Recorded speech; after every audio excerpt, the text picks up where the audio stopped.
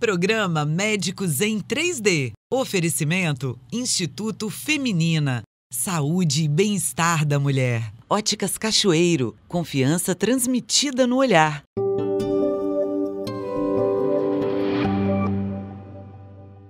Estamos no programa Médicos em 3D, um espaço para fazer um debate, tirar algumas dúvidas e, por último, te dar umas dicas. Nosso tema de hoje é sobre o envelhecimento, mas o envelhecimento daquele idoso frágil. Como não chegar lá e, se chegar, como evitar? Para tratar desse assunto comigo está aqui a doutora Valesca Binda, que é geriatra. Tudo bem, Valesca? Tudo bom. Valesca, então, é a sua praia, não é? Essa Sim. parte do idoso frágil, o que você gosta de fazer, né? Amo, né? Que são as visitas domiciliares, Isso. né? Que é aquele idoso que já não consegue mais ir até o consultório, aquela família que já está cansada, desesperada, estressada, porque tem uma pessoa totalmente dependente em casa ou que está ficando dependente. Então, esse é o idoso frágil.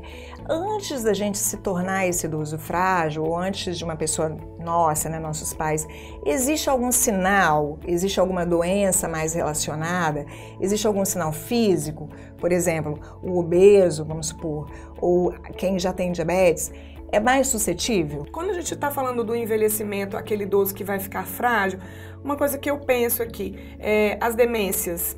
São as doenças incuráveis, né, que vai levar aquele idoso a ser um idoso frágil no futuro.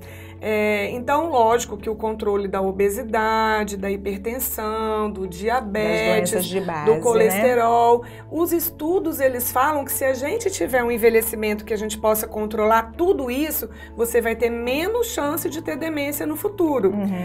Se a gente for falar de números, então, imagina que aos 70 anos, 1 em cada 100 idosos pode ter Alzheimer, né? Aos 80, isso cai para 1 para 10. E aos 90, uma de nós duas vai ter Alzheimer. Então, pensa que como é prevalente uma doença incurável com o envelhecimento, né? E se a gente falar assim da fragilidade nesse estágio da demência, aquele estágio que o idoso já está num estágio avançado da doença, ou Alzheimer, ou Parkinson, ou uma sequela de AVC, ou um câncer avançado, onde o idoso já está totalmente dependente, é onde ele mais precisa de atenção, de cuidado, de dedicação, de paciência. E aí a gente já está cansado, né? Então, é importante que essa família pense... Eu vou contar o que eu vivi essa semana, né? De uma idosa que ainda deambula, que ainda conversa, come pela boca, tem a sua independência, mas que nós firmamos o diagnóstico de demência mista, vascular e Alzheimer. Por que, doutora, as duas? Porque ela já teve derrames, AVC, né? Que são o AVC, e ela agora também está com uma atrofia no cérebro na área do Alzheimer. Então, ela tem as duas doenças associadas, que ela está perdendo já a memória recente, esquecendo o fogão ligado, não conseguindo mais sair sozinha. E alguns filhos não entendem essa fragilidade que ela está entrando e começam a ficar sem paciência de responder uma pergunta mais do que 2, 3, 4 vezes.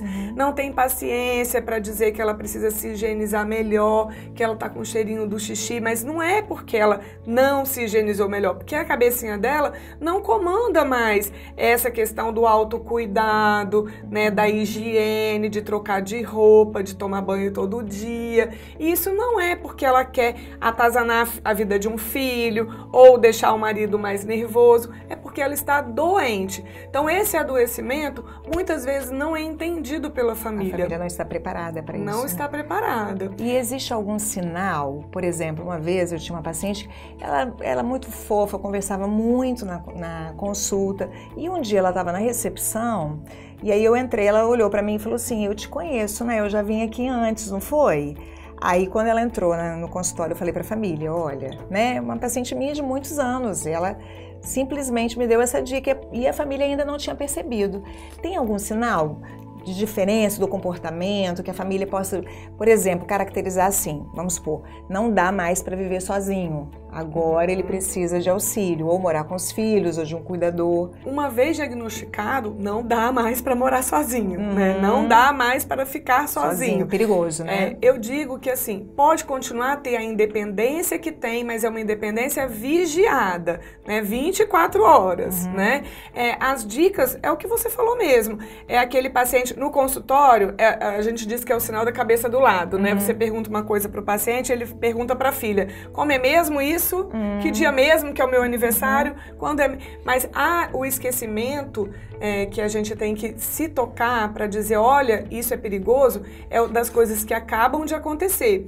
O idoso que está demenciando, ele não percebe que ele está ficando esquecido. Não é uma queixa do paciente que está esquecido. Quando aquele idoso chega no consultório dizendo, doutor, eu vim aqui porque eu estou esquecida, nem sempre é demência. Às vezes é depressão, é ansiedade, falta de atenção, isolamento, que a gente está vivendo, luto, né? Mas aquela família que chega dizendo para você, doutora, meu pai está esquecido, está perdendo as coisas, não sabe onde bota, tem um monte de chave, a chave sempre some, não sabe onde guarda o óculos, está queimando a comida que sempre fazia muito bem, não está dando conta mais de pagar as contas, estão ficando atrasadas, está tomando multa, aquele que está dirigindo não está prestando atenção, é retrovisor que está arranhando, é lugar que tá manobrando errado, né? Então, a memória recente, a que acaba de acontecer, almoçou, esqueceu o que almoçou, comeu ontem, esqueceu o que comeu ontem,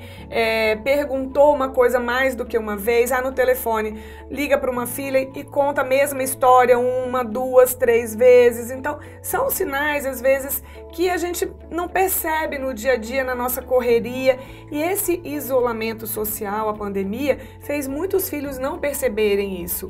Quando se ligou, quando percebeu, o negócio já está muito na frente. Isso é uma verdade, né, Luz? Porque, assim, quando o idoso começa a apresentar os sintomas da doença, ele já está há anos doente, né? Então, a atrofia no cérebro já está acontecendo, a doença já está instalada, né? Mas é uma fase inicial de uma doença que ela pode ser controlada, ela pode ser estabilizada e lentificar a sua evolução, mas ela não tem cura.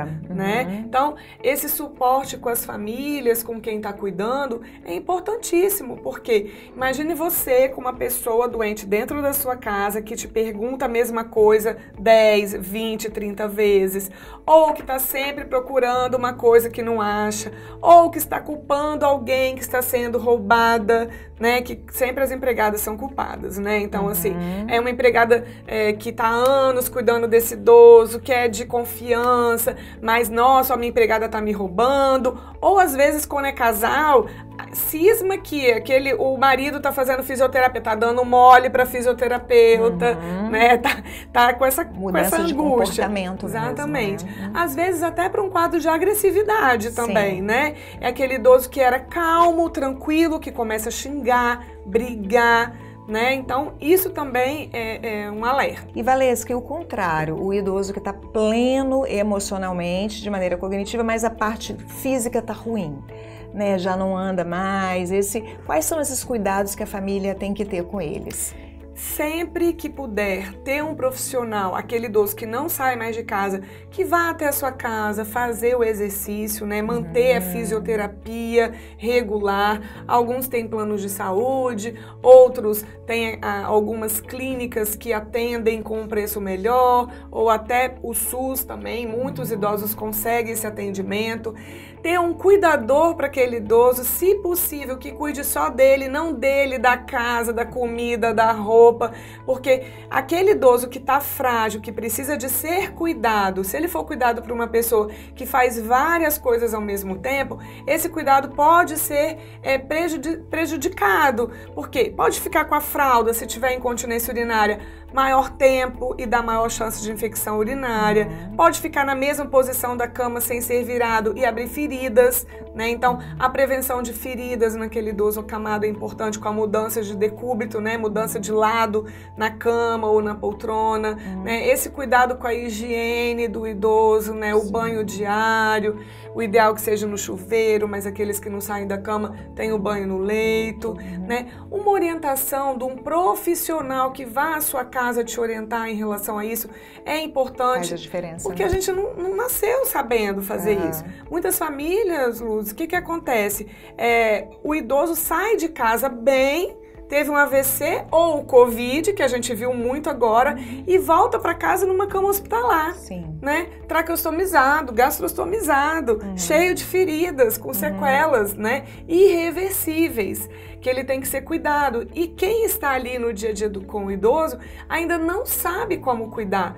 Então, ter uma ajuda do profissional, o enfermeiro, o fisioterapeuta, o médico, para orientar, né? Melhor forma de trocar fralda, de dar o banho, de hidratar a pele, a alimentação, né? Muitos idosos acamados ainda comem pela boca, né? E eu sempre incentivo as minhas famílias que isso seja até o fim, para a gente não pensar que aquele idoso que já está muito frágil, numa fase avançada, que seja do Alzheimer, do Parkinson ou de uma sequela de AVC, que eu tenha que colocar uma gastrostomia para ele viver, né? Porque muitas vezes, até pela ansiedade de quem está cuidando, nós fazemos iatrogenias, que são o quê? Medidas fúteis, é a medicina fútil, né? Não adianta mais. Né? Não adianta. Não acrescenta. Né? E isso a gente fala muito quando a gente fala do cuidados paliativos, né? Que são os cuidados no fim da vida, né? E também não só no fim da vida de quem tem câncer, mas de quem tem doenças incuráveis, que é você cuidar muito bem daquela pessoa até o fim da vida. Né? Garantir o conforto, né? Exatamente. Que seja a dignidade. Pela alimentação oral, que seja no cuidado de você, no afeto, né? De você dizer para aquela pessoa que você ama, né? Que você tá ali, que você tá junto. Porque muitas vezes quando a gente tá estressado no cuidado, a gente não consegue mais ser filha, não consegue mais ser esposa, a gente só tá naquela dinâmica do dia a dia, né? E cansado também, doente junto. Então, Valesca, esse tema é super profundo, né? Uma hora eu vou te chamar pra gente vir aqui falar só sobre cuidado paliativo. Combinado. Combinados? Então, todo mundo que vem aqui deixa uma dica, né? E eu queria que você deixasse uma dica especialmente, talvez, para esse familiar que está lidando com esse idoso frágil, né? No final da vida já, que a medicina já não vê mais expectativas, né? Mas ainda assim ele pode ser cuidado, não é isso? É muito importante isso, a gente falar do estresse de quem cuida, né? É importante, o que eu diria para você, cuidador, familiar, né? Que você se cuide também, que você tenha aquele seu tempo para você se cuidar, tanto emocionalmente, espiritualmente e fisicamente também, né? Porque aquela pessoa que está cuidando de um idoso incapacitado, ele tem que ter forças, tem que ter energia, porque aquele idoso não tem culpa de estar ali incapacitado ou totalmente dependente, né? Então, tenha paciência, amor e se cuide também, para você dar conta. Inclusive até o médico precisa se cuidar, né? Com Nós certeza. médicos também. Valesca, muito obrigada por estar aqui. Eu que agradeço. Essas dicas realmente são muito valiosas, ainda mais nós, né? Que temos sempre um idoso perto da gente, né? Espero que fique mais tempo, que os meus idosos fiquem mais perto de mim por muito tempo ainda. Eu também. Esse foi o programa Médicos em 3D, debates, dúvidas e dicas. Estes e outros conteúdos você encontra no YouTube da TV Ambiental, a TV que te reconecta.